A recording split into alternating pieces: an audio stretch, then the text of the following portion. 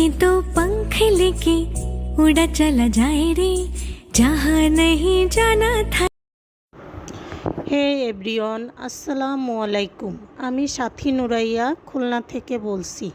যে যেখান থেকে আমার এই ভিডিওটি দেখছেন আশা করি সবাই ভালো আছেন।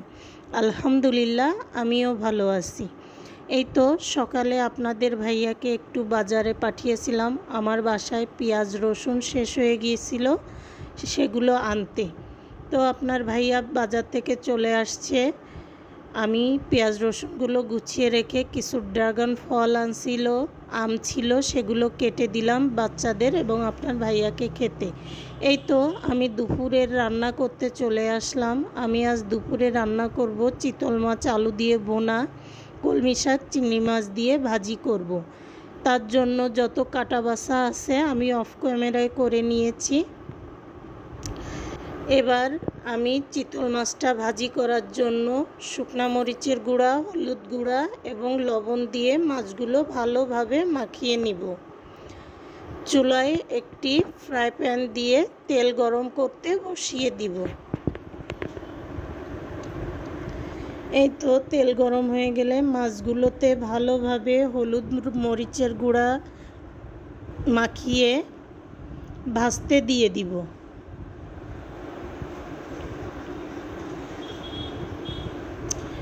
আমার এই ভিডিওটি এখনও অবধি যে কন্টিনিউ করছেন আশা করব একটি লাইক দিয়ে কন্টিনিউ করবেন। আমার এই চ্যানেলটা একেবারে নতুন একটি চ্যানেল।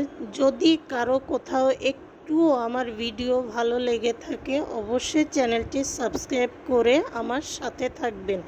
পাশে বেল বাটনটি অন করে দিবেন যাতে আমি ভিডিও দেওয়ার সঙ্গে সঙ্গে আপনাদের কাছে নোটিফিকেশন পৌঁছে যায়।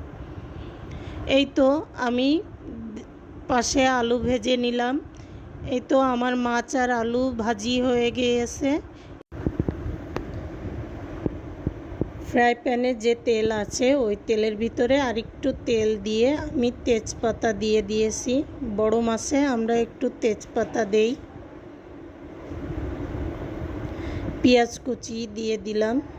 পেঁয়াজটা ভালোভাবে একটু ভেজে নিব।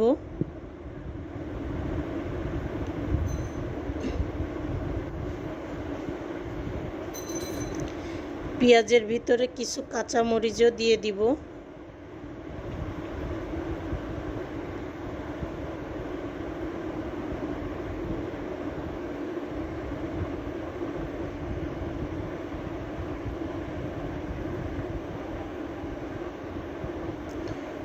পেঁয়াজটা হালকা লাল লাল হয়ে আসলে এর ভিতরে আদা রসুনের পেস্ট, জিরা পেস্ট দিয়ে ভালোভাবে ভেজে নিব। আদা রসুনের কাঁচা গন্ধটা চলে গেলে এর ভিতরে সামান্য একটু পানি দিয়ে দিব। পানিটা শুকিয়ে আসলে মশলার ভিতরে আমি কিছু গুঁড়া মশলা অ্যাড করব।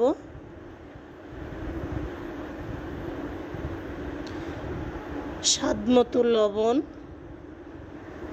হলুদ, শুকনো মরিচ গুঁড়া এবং গরম মশলার গুঁড়া দিয়ে মশলাটাকে ভালো করে কষে নিব।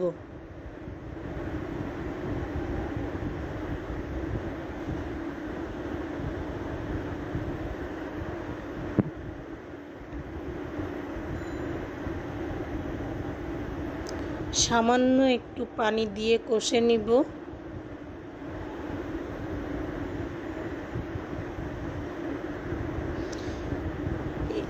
মশলার ভিতরে টমেটো দিয়ে দিব। আমার ফ্রিজে ফ্রোজেন করা টমেটো ছিল, সেটাই দিয়ে দিলাম।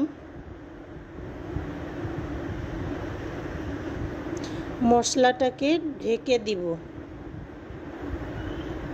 যাতে টমেটোটা সেদ্ধ হয়ে গলে যায়।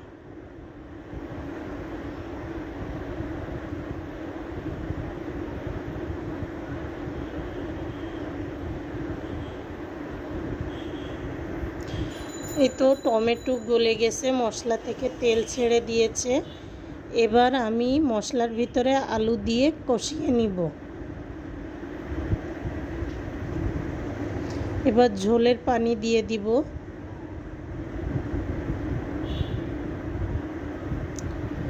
ঝোলের পানি দিয়ে আমি ঢেকে দিব পানিটায় বলক চলে আসা পর্যন্ত। এই তো বলক চলে এসছে, এবার আমি ঢাকনাটা উঠিয়ে এর ভিতরে ভাজা মাছটা দিয়ে দিব।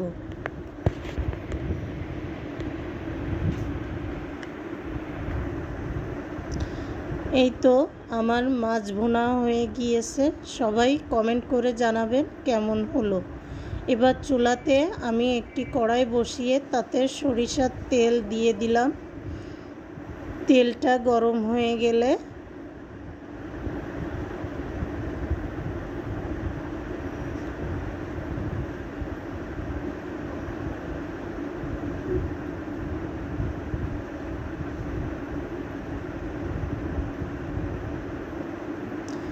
চিংড়ি মাছটি দিয়ে দিলাম।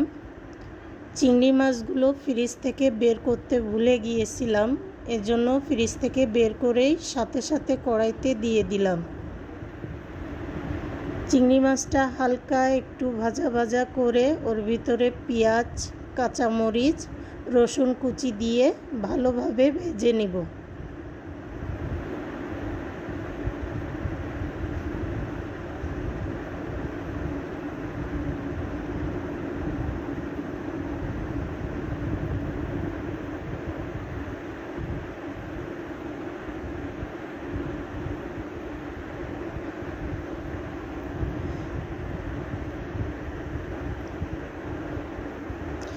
পেঁয়াজ, কাঁচামরিচ, চিংড়ি মাছটা ভালোভাবে ভাজা হয়ে গেলে এর ভিতরে সামান্য একটু পানি দিয়ে দিব।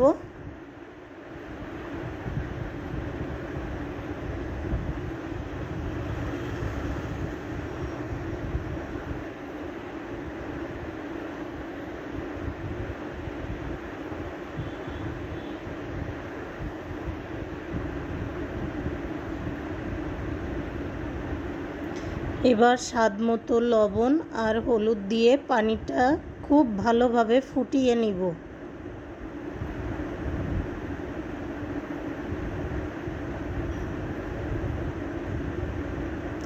পানিটা ফুটে আসলে এর ভিতরে শাকগুলো দিয়ে আলতো হাতে নাড়িয়ে নিব।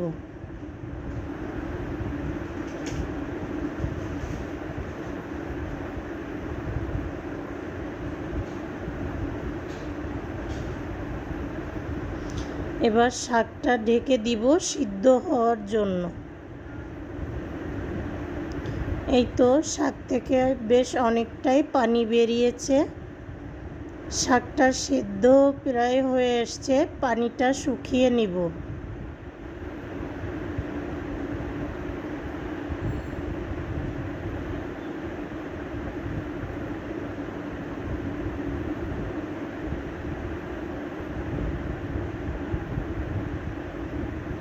এই তো পানিটা শুকিয়ে গিয়েছে, আমার শাকটা অলমোস্ট ডান।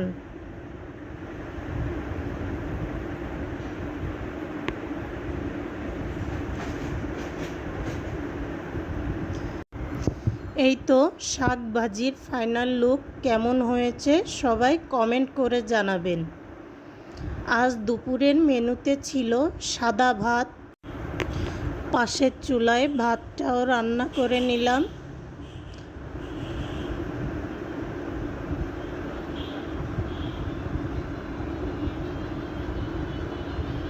এই তো আমার ভাত রান্না করা শেষ। আজ দুপুরের মেনুতে ছিল সাদা ভাত, কলমি শাক ভাজি, চিতল মাছ ভুনা। কেমন হয়েছে অবশ্যই সবাই কমেন্ট করে জানাবেন। আল্লাহ হাফেজ।